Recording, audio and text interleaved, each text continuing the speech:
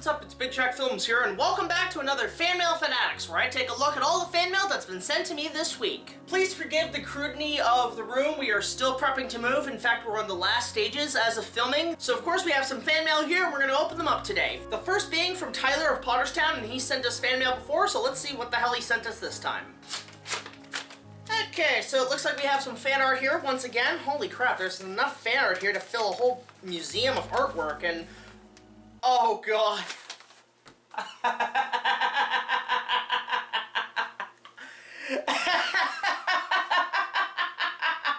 So he sent us fan art of the Cats musical. That's hilarious. And on the back, is this me? Is this me watching the movie? Looking like something out of a Tim Burton movie. Oh my god, I love the joke fan art he sends me. This is hilarious. It's just all the cats. And they look fucking horrible! Okay, well that's great. Thank you so much, Tyler. There's also 2 pieces of fan art. Ooh! He sent us, obviously, some artwork of both the 1998 Godzilla TV series. I love the artwork here. I love how Godzilla's actually brown in this one with a bit of blue. That's actually very creative. And then he also sent us some really nice fan art kind of colored in of SpongeBob SquarePants. Now, I like me some SpongeBob. I grew up with the early seasons of SpongeBob. My friends and I watch a lot of memes and YouTube poops on the subject, but oh, this is really nice artwork. Again, thank you so much, Tyler, for sending this. We really appreciate all the artwork you send us. Finally, we have another letter from Osborne of Bell River, Ontario, Canada, and he usually likes to send us stuff, so let's see what the hell he's got this time. Ah. Okay, so we have some cool... Oh! Yes, that is amazing! Oh my god! That is so cool! He sent us fan art of our show. So we have one, BigJackFilms, YouTube's biggest King Kong fan, and it's me on the CN Tower with a little biplane. Oh, that's so cool. That'd be great if I could get a biplane with one of those banners saying, "Subscribe to BigJackFilms." But this is awesome. Oh man, that's so cool. I love that. That should be like my new profile picture. I don't know how to, I'm gonna have to figure out how to scan this, but this is beautiful. I love that. Oh my god, there's also another one with King Kong on top of the building and all the skull monsters, and it says subscribe to BigJackFilm. Kong endorses my work! I love how even the T-Rex here is saying, this is what happens, Kong, when you fuck a stranger. He clearly saw my last episode when I did the whole joke about John Goodman, and we're back going, do you see what happens, Larry, when you fuck a striker in the ass?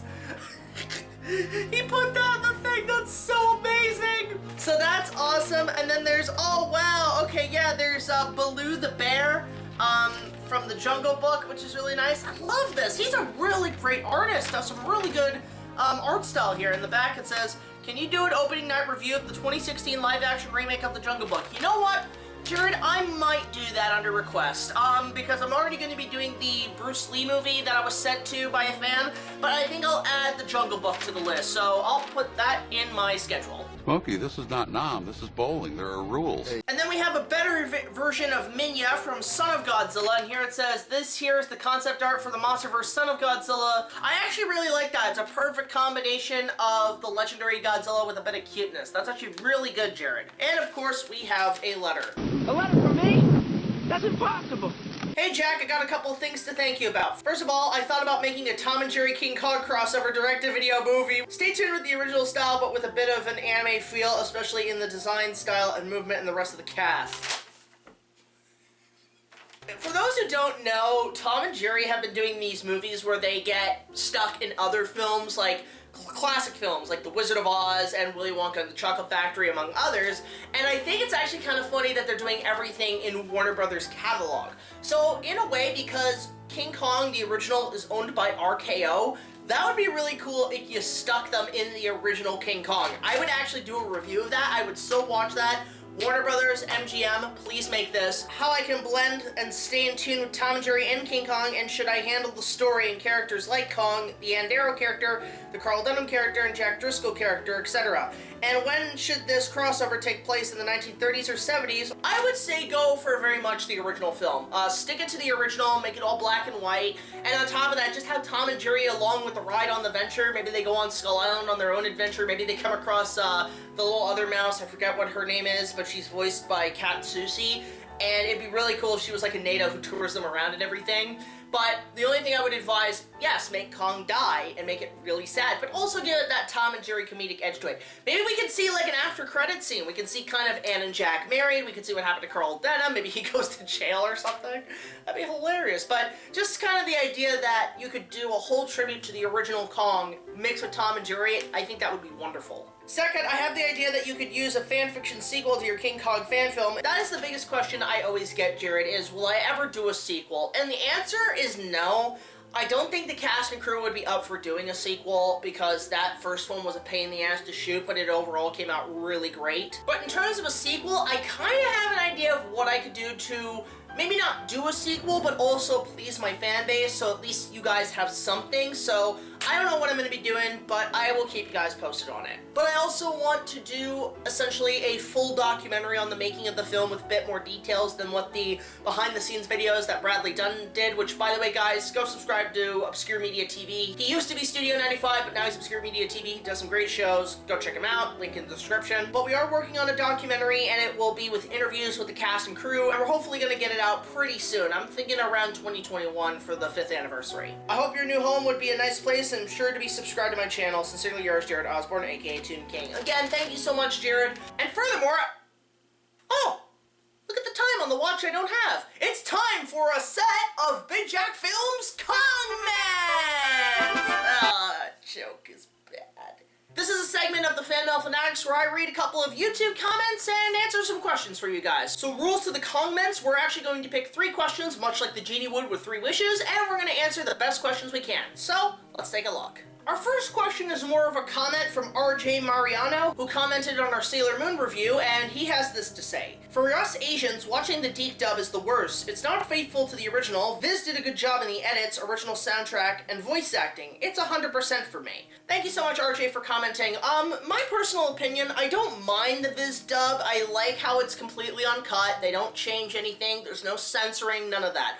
My only wish is that you could take the original Deke dub and add it to the uncut footage, but I don't know why Viz and the whole department is basically, you know, going George Lucas on it, where they pretend that the original never existed. But I have been commented recently on that episode, and a lot of people say it's due to legal reasons and because of the negative prints and so on. So I understand on that part, but if there's a way to basically get the rights to the original Deke dub, I'd be more than happy to see a Blu-ray release of it. And I think for us 90s fans who grew up with Sailor Moon, we definitely deserve it. This question comes from Super Philip Studios, who commented on our 1960s Batman review, and he says, BigJackFilms, did you forget about the 2017 Lego Batman movie? Robin was in it, and the movie came out in theaters, so don't say you didn't see Robin for 20 years. See, that's not what I'm necessarily talking about, Super Philip Studios. The thing is that I don't count animation when it comes to Batman movies with Robin being missing. If you guys have not seen my Batman 66 review, linked down below, but I commented how Robin hasn't been seen in a movie for over 20 years,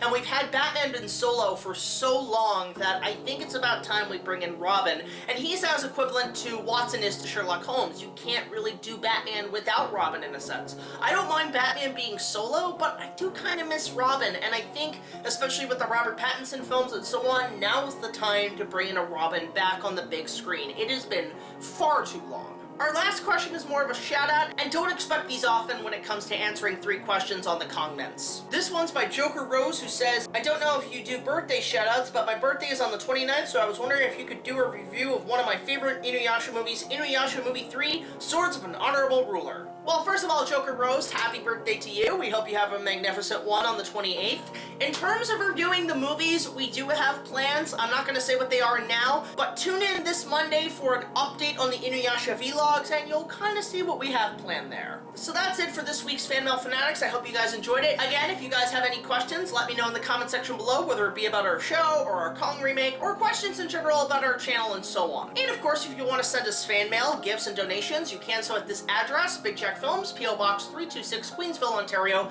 L0G1R0. We'd love to hear from you guys, and we'll do Fan Mail Fanatics on these. We've actually enjoyed making these because they're a lot easier to edit and have fun to do, so we'll actually continue these, so keep on with the fan mail. And of course, if you would like to support our channel, you can so by checking out our Patreon. Just $1 or more will get you early access to all of our content as well as other special features. So until the next video, guys, like, comment, subscribe, and I'll see you guys later. This is BigJackFilms signing off saying, don't make me review cats. Please. I'm not doing it.